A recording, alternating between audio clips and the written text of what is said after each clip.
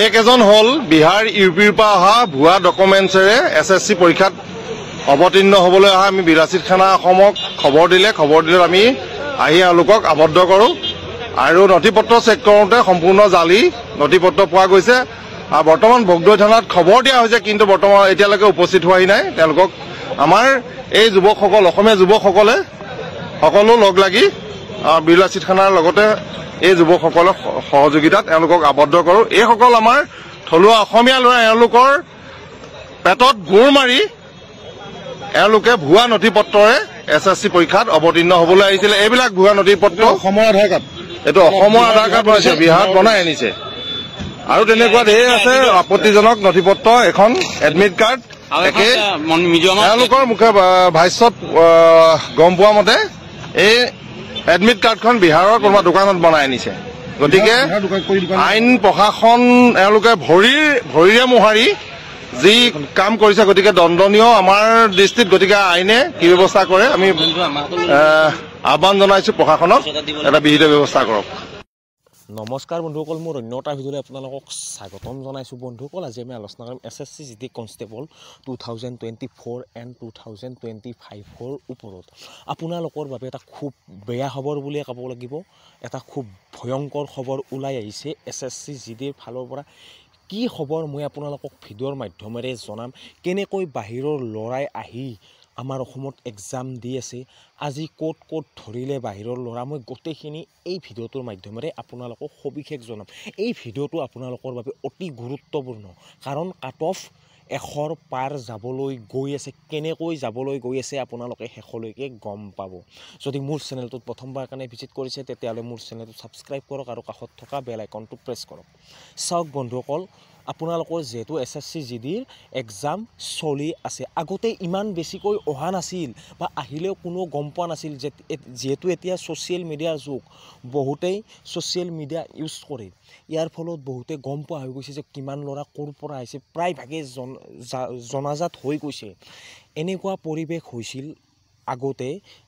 ইয়াৰ আগত SSC GD যেতিয়া exam হৈছিল তাতো বহুত হেজাৰ ল'ৰা ছোৱালী আছিল বহুত প্ৰটেষ্টো হৈছিল বহুতকে শিক্ষা দিয়া হৈছিল কিন্তু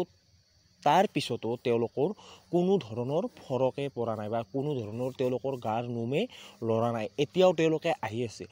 যোৱাকালি যোৰহাটত ধৰিছে আজি আকৌ যোৰহাটত SSC GDৰ এক্সাম দিবলৈ আহি ধৰা খাইছে মই আপোনালোকক ভিডিঅ' আকাৰে দেখাম এতিয়া ভয়ংকৰ খবৰ এইটোৱে হৈছে যে আপোনালোকৰ 100ৰ ওপৰত যাব কাট অফ কি কাৰণত 100ৰ ওপৰত যাব বুলি মই ক'লোঁ কাৰণ হৈছে এইটোৱে যে এনেকুৱা এটা খবৰ শুনিছোঁ যে অসমৰ হৈ এপ্লাই কৰিছে এক্সাম বিহাৰ ইউপিতে দিব তেওঁলোকে এনেকুৱা এটা খবৰ শুনিছোঁ যদি এনেকুৱা হ'ব লগা হয় যদি অসমৰ হৈ এপ্লাই কৰিছে আৰু তেওঁলোকে যদি এক্সাম চেণ্টাৰ ইউপি বিহাৰত গোটেইখিনি এক্সাম চেণ্টাৰ চিলেক্ট কৰিছে তেতিয়াহ'লে আপোনালোকে এবাৰ ভাবি চাওক আমাৰ অসমৰ অসমীয়া ল'ৰাই কেইজনে চাকৰি পাব এবাৰ ভাবি চাওক কাট অফ কিমান যাব আপোনালোকে এবাৰ ভাবি চাওক হয় তেওঁলোকে বাহিৰত এক্সাম দিব অসমৰ হৈ তেওঁলোকে এপ্লাই কৰিছে কিন্তু তেওঁলোকে চাকৰিটো কৰি থাকিব নোৱাৰে কি কাৰণত নোৱাৰে যেতিয়া তেওঁলোকৰ ডকুমেণ্ট ভেৰিফিকেশ্যন হ'ব হয়তো তেতিয়া তেওঁলোকে বাহিৰ হ'ব লাগিবও পাৰে আপোনালোকক মই এটাই ৰিকুৱেষ্ট কৰিছোঁ হয়তো সেই খবৰটো সঁচা হ'ব পাৰে মিছা হ'ব পাৰে তাত কোনো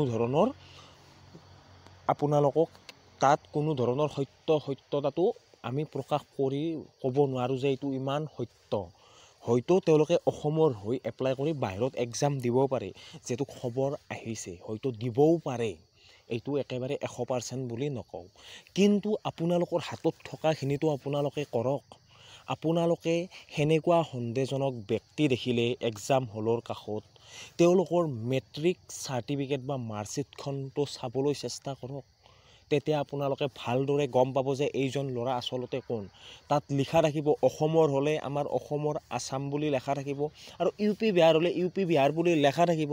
আপোনালোকে বাছ ইমান আকৌ কৰিবই নালাগে সেইখিনি কাম আপোনালোকে কৰিবলৈ চেষ্টা কৰক এইখিনি টাইমত যদি তেওঁলোকক ৰাখিব পৰা যায় তেতিয়াহে আমাৰ অসমৰ ল'ৰা ছোৱালীয়ে চাকৰি পাব আৰু যদি সেই ভয়ংকৰ খবৰটো হয় যে অসমৰে ইউপি বিহাৰত এক্সাম দিছে তেতিয়াহ'লেতো গোটেই ধ্বংস হৈয়ে যাব বুলি ভাবি লওক কাট অফ 100 পাৰ হৈ গুচি যাব আজিৰ ভিডিঅ'টোত এইখিনি সৰু ইনফৰমেশ্যন যিহেতু আমিও SSCGDৰ এক্সাম দিছিলোঁ আমাৰ মনত এনেকুৱা হ'ব লাগে যে আমাৰ মনত এতিয়া এইটোৱে খেলে আছে যে আমাৰ অসমৰ অসমীয়াই চাকৰি পাব লাগে বা মোৰ ঘৰৰ কাষৰ ল'ৰাজনে পাব লাগে বা মোৰ ভাইটি পাব লাগিব মুঠতে অসমৰ প্ৰতিখন গাঁৱতে আমাৰ অসমীয়া ল'ৰাই চাকৰি পাব লাগে তাত কোনো বাহিৰাগতই আমাৰ চাকৰি ল'ব নোৱাৰে আপোনালোকে প্লিজ ছাপোৰ্ট কৰক যোনে এই ক্ষেত্ৰত লাগি আছে তাক ছাপোৰ্ট কৰক যাতে এই প্ৰচাৰখিনি চবতেই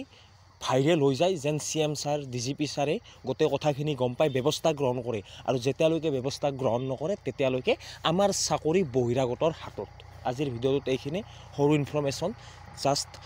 আজিলৈ আহিছোঁ জয় হিন্দ জয় ভাৰত